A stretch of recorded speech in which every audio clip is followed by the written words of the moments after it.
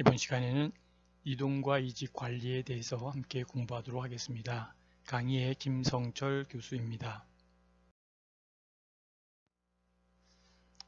첫 번째, 이동과 이직 관리 중에 인적자원 이동의 기초와 인적자원 이동의 유형, 인사이동의 새로운 사고에 대해서 함께 생각하는 시간 갖도록 하겠습니다. 인적자원 이동의 기초 중에 이동의 기초 이념 중에 보면 이동관리라고 하는 것은 모든 근로자의 이동에 관계된 조직적 활동이고, 두 번째는 공정하고 체계적인 절차와 신중한 계획 및 활용을 필요로 한다라고 볼 수 있습니다. 인적자원 이동의 기초에 보면 인적자원 이동에는 퇴직이나 승진이나 강등이나 일시해고나 또는 해고, 그 다음에 사직에 해당되는 부분이 바로 인적자원 이동의 기초에 들어가는 용어들입니다. 인적자원 이동의 기초를 보면은 먼저 표에 살펴본 바대로 인사이동의 전체들을 보면은 교육의 이동이 있고, 직위의 변경이 있고, 배치의 전환이 있고, 처우, 능력, 등급의 변경과 사회 이동이 있습니다. 교육은 유학과 주재 또는 직위의 변경은 승진과 강등, 배치 전환은 아래와 같고요. 더 나아가서는 처우와 능력 등급의 변경에는 승격, 승급, 직무 변경, 사회 이동에는 전적, 파견 이런 용어로 사용되고 있습니다.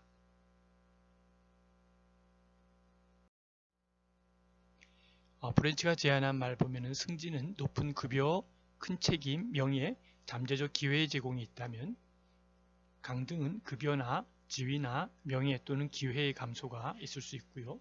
이동은 직무나 부서나 지리적 위치로부터 별도의 곳으로 배치 전환하는 것을 의미하고 있습니다. 직무 배치란 어떤 것일까요? 바로 배치 전환을 살펴보고 승진과 강등과 배치, 이동을 볼 텐데요.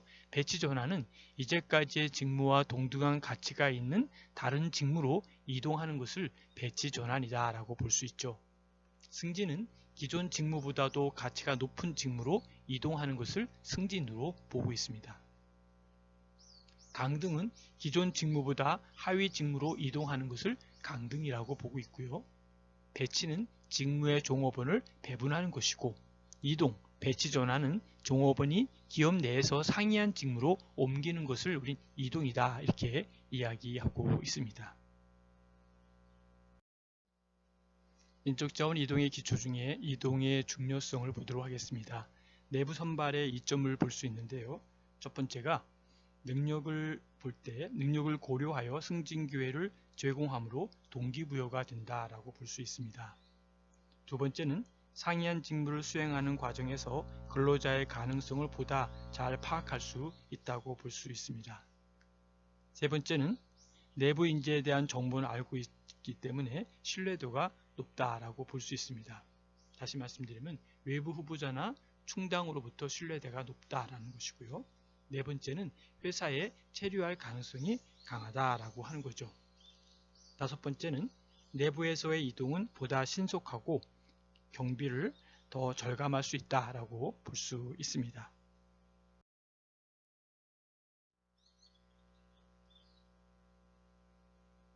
인적자원 이동의 기초 중에 이동의 목적을 살펴보도록 하겠습니다.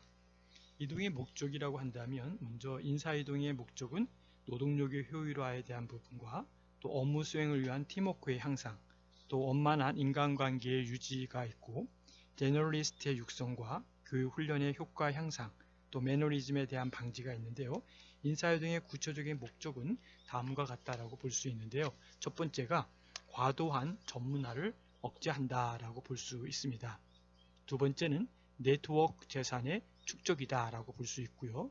세 번째는 적성의 발견이다라고 볼 수 있고요. 네 번째는 인센티브의 효과이고, 다섯 번째는 배치의 고정화를 방지한다라고 볼 수 있겠고요. 여섯 번째는 바로 이종 혼합에 대한 조직의 활성화다라고 볼 수 있습니다. 이동의 시기는 신규 종업원 채용 시, 또 경영계획 변경 및 기업 환경에 변화할 때, 또 근로자의 업무 처리 능력이 향상될 때, 그리고 기업 자체가 위기에 당면할 때가 바로 이때가 이동에 대한 그 상황이 나타날 시기가 바로 이때다라고 보는 것이죠. 더 나아가서는 개인적 특성 등을 고려하여 이루어져야 한다라는 것도 참고로 기억하시면 좋겠습니다. 인적 자원 이동의 기초 중에 이동 시 유의해야 될 사항을 살펴보도록 하겠습니다. 첫 번째는 배치 및 이동 후에는 수준을 낮추어 직무 기준을 설정하는 것이 필요하다라고 봅니다. 두 번째는 보건기관 중에 능력 고과는 유예기간으로 한다라고 볼 수 있고요. 세 번째, 이동 후에는 교육에 전력을 기울인다라고 볼 수 있고요. 네 번째, 복원할 수 없는 이동은 하지 않는다라는 것이 목적이고요. 네 번째는 업적 고과는 바로 이동 초기에는 중지한다라는 것도 참고하셔야 되겠고요. 일곱 번째, 하고 싶은 마음을 상실하게 하는 이동은 하지 않는다라고 하는 것도 우리가 유념해서 보아야 될 사항 중에 하나다라고 볼 수 있습니다. 다음은 인적 자원 이동의 유형 중에 배치 전환을 보도록 하겠습니다.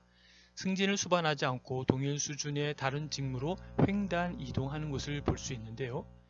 첫 번째가 적재적소주의가 있다라고 보는 건데요. 여기에는 능력과 성격 등의 측면에서 최적의 직무에 배치하고 최고의 능력을 기대하는 부분이다 라는 것이죠. 그 다음에는 실력주의입니다. 실력과 능력을 발휘할 수 있는 영역을 제공하는 것이 배치 전환의 원칙 중에 두 번째 원칙이죠. 세 번째는 인재 육성원주의입니다. 다시 말씀드리면 능력 신장을 목표로 하는 이동이 바로 인재 육성주의로 볼 수 있겠고요. 더 나아가서는 균형주의인데 이것은 바로 조직 구성원 모두에게 평등과 공평이 있는 균형이 있는 이동이 무엇보다 필요하다라는 것도 기억하시면 좋겠습니다. 배치 전환의 유형 중 이동 범위에 따른 분류를 살펴보도록 하겠습니다. 첫 번째가 과간 배치 전환입니다. 이것은 바로 업무의 내용이 유사한 부서 간에 수평적으로 이루어지는 배치 전환이다 라고 하는 것이죠. 그 다음에는 부문 간 배치 전환이 있는데요. 바로 부와 부 또는 부문과 부문 사이에서 이루어지는 배치 전환이다 라고 하고 있고요. 세 번째는 나름대로 공장 간 배치 전환이 있는데요. 이거는 공장과 공장 사이에 이루어지는 배치 전환으로 나름대로 생산 업무가 유사한 것이 바로 전제가 된다라는 것이죠. 네 번째는 회사 간의 배치 전환인데요. 바로 회사 전체를 통하여 필요한 인력을 폭넓게 배치 전환시키는 것이 무엇보다 중요하다라고 볼 수 있습니다. 다음은 이동 목적에 따른 분류를 볼 수 있는데요. 첫 번째가 생산 및 판매 상황의 변화에 따른 배치 전환입니다. 이것은 생산이나 판매가 감소되고 있는 부문의 인력을 증가 부분으로 이동한다든지 또는 이직으로 결혼이 발생한 부문으로 나름대로 이동하는 것이 바로 이 부분에 해당된다라고 볼 수 있습니다. 두 번째는 인원 대체를 위한 배치 전환인데요. 바로 해고의 상황을 피하려는 것으로 근속 연수가 오래된 근로자를 유사한 직무의 다른 근로자와 대체함으로써 고용과 조직의 안정을 도모하려는 것이다 라는 것이죠. 세 번째, 만능공 양성을 위한 바로 전환의 배치다 라고 하는 것이죠. 바로 근로자의 기술과 능력의 범위를 확대하고 나름대로 직무상의 융통성과 유연성을 높이기 위한 것이다 라고 볼 수 있습니다. 네 번째는 교대를 위한 배치 전환인데요. 바로 교대 근무를 하는 근로자를 특정 시간대에서 다른 시간대로 이동시키는 것을 말하고 있습니다.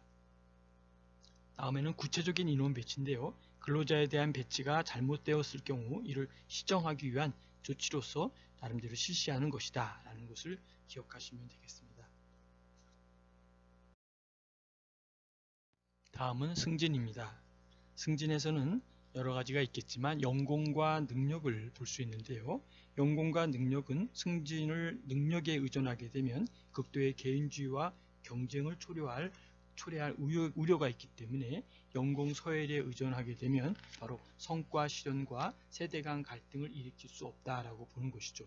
따라서 능력과 서열을 절충한 자격주의 승진 제도를 채택하는 경우도 있습니다. 두 번째는 인사고과인데요. 현재의 직무보다 상위의 직무를 수행하기 때문에 적성과 능력 등이 중요하게 평가되어야 하고, 특히 개인의 잠재 능력은 미래의 직무 수행에 영향을 미치므로 중요하게 평가되어야 합니다. 세 번째는 연수평가입니다. 교육훈련에 대한 평가 결과를 기준으로 하는 것으로서 교육훈련은 승진 자격자를 대상으로 실시하거나 특정 직위에 필요로 하는 지식이나 능력 등을 고려하여 실시하게 됩니다.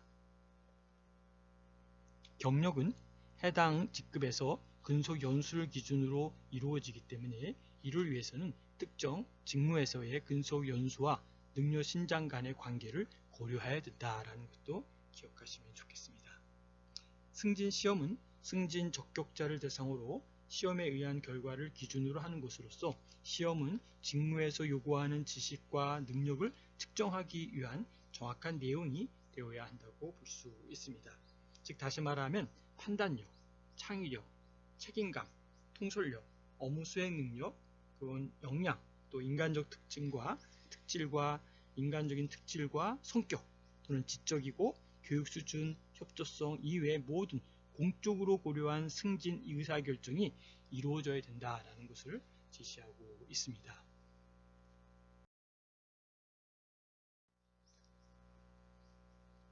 다음은 승진 방침을 한번 살펴볼 필요가 있는데요. 승진이 갖고 있는 중요성을 고려하여 몇 가지 방침을 갖고 또 여기에 방침에 따라 실시되어야 한다라고 보고 있습니다. 첫 번째는 근로자의 사기를 유지하기 위하여 사내 승진의 비중을 높여야 한다라고 볼 수 있습니다.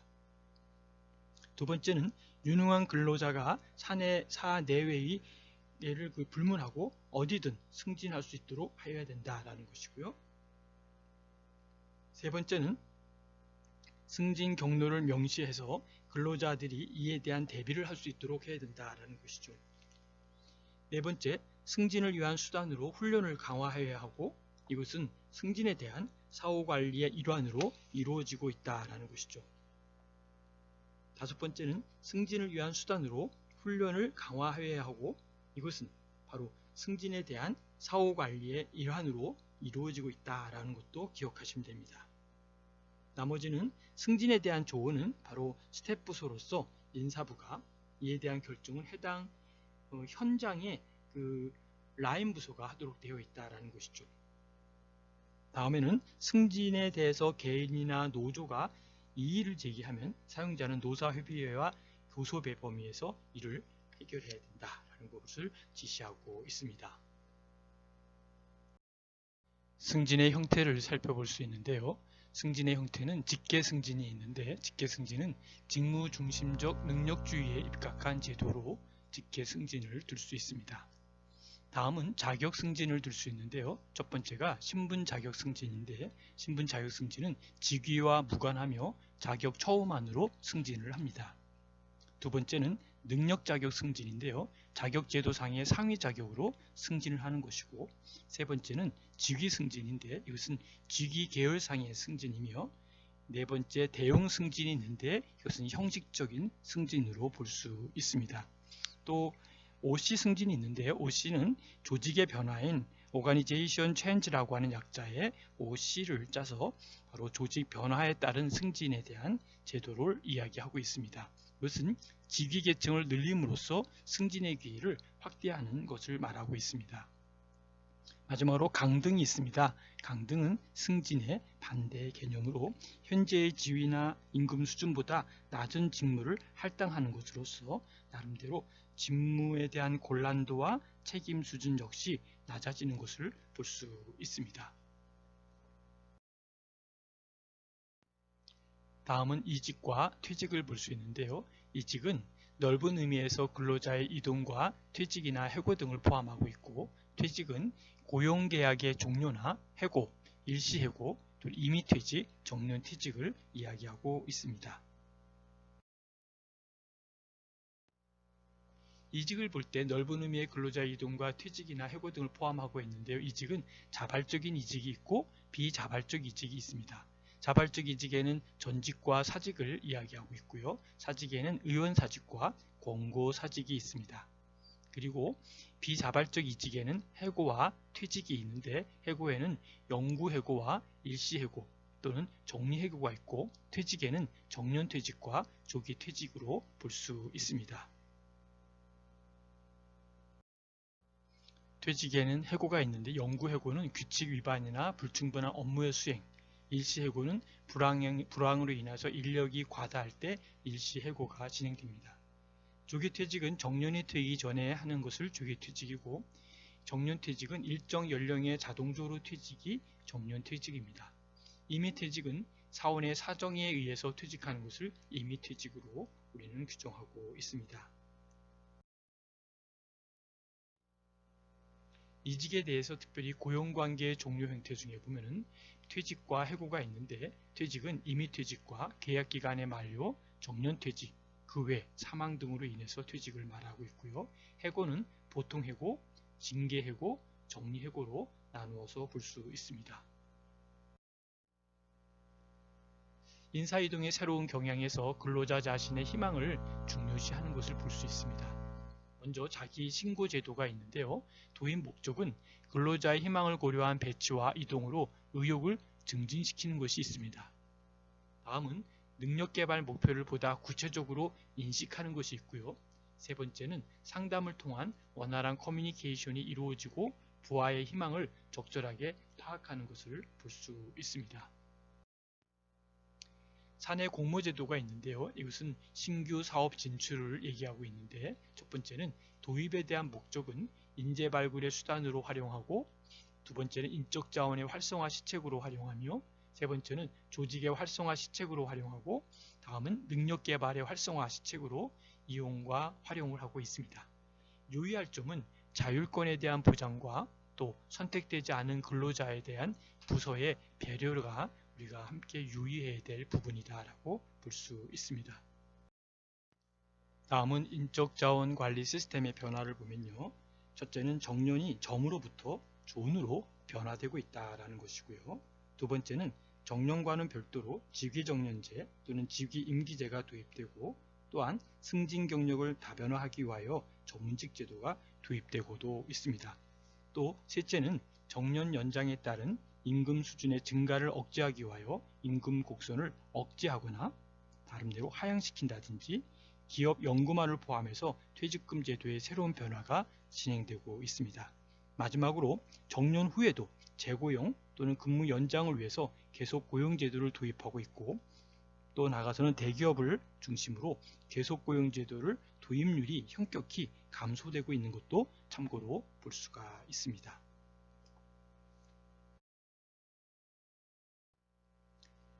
여러분 끝까지 경청해 주셔서 감사드립니다. 질문과 또 나름대로 토론할 내용은 카톡에 남겨주시면 함께 답변 드리도록 하겠습니다. 끝까지 경청해 주셔서 감사드립니다.